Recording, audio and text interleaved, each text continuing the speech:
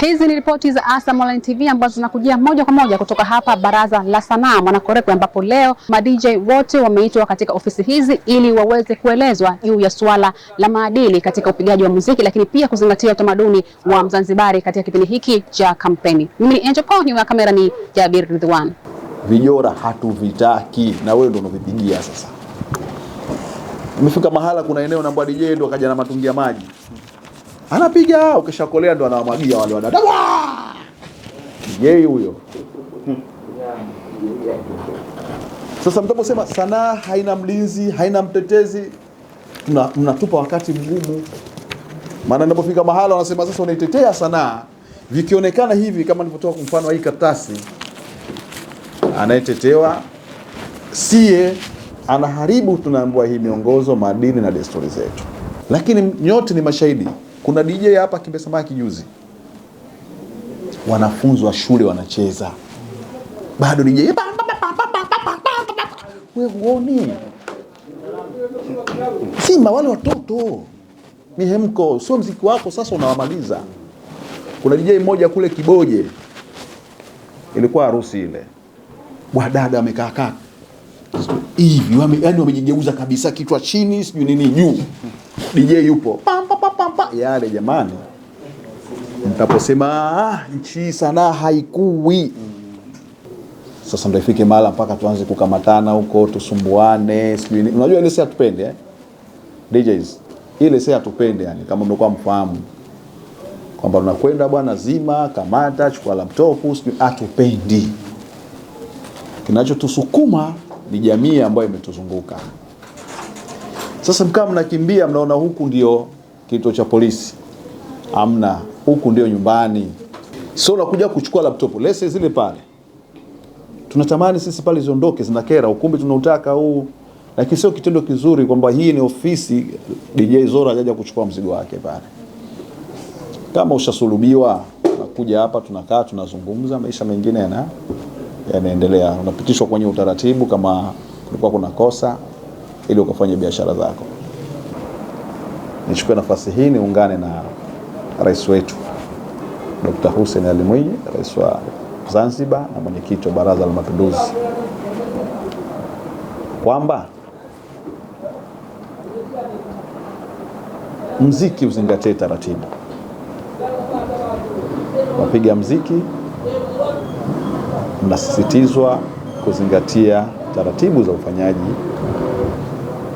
wa sanaa na burudani. Kwa namna gani basi? Baraza la Sanaa tulipiga marufuku,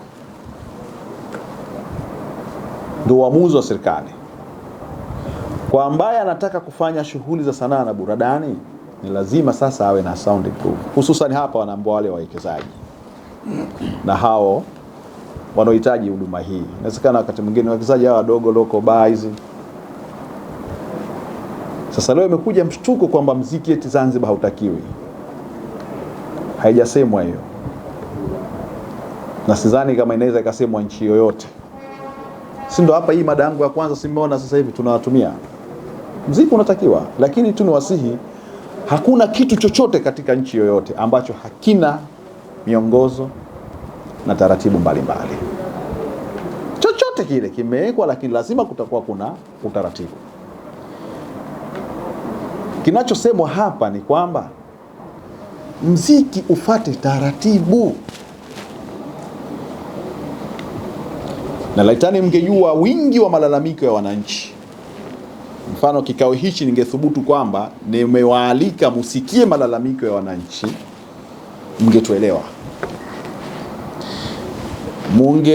Tungewalika kwenye mkutano huu, tukawalika ile malalamiko ya wawekezaji, mngetuelewa.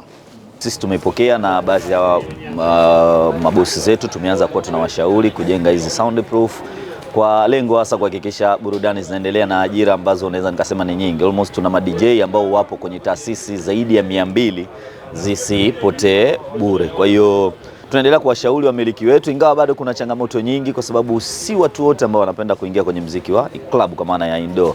Na tunapojenga industry ya music haina maana ya kwamba tuharibu tasnia nyingine kwa maana hiyo ya utalii, utamaduni na mambo mengineyo. Kwa hiyo tumepokea, tuko tayari kujenga na tayari watu wameshaanza kujenga. Tunashukuru na Kwa sisi kwa mara ya kwanza ilikuwa ni changamoto, lakini kwa sasa hivi tumeona kuna ulazima na ndio maana sehemu nyingi zimejengwa. Lakini kwa wale ambao pengine bado hawajapata wasa wa kujenga, serikali pia nayo iwaangalie na iwape muda, sio kuwafungia moja kwa moja.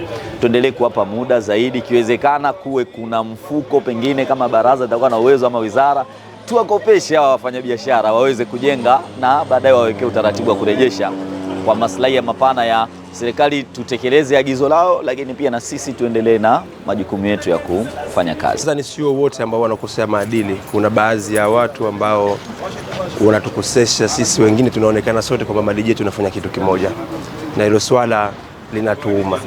Ningependa kwa hilo tupewe mwongozo, au katika madiji au patikane kiongozi ambaye anaweza kuchukua hatua, kumchukulia mwenzake hatua akifanya kitu.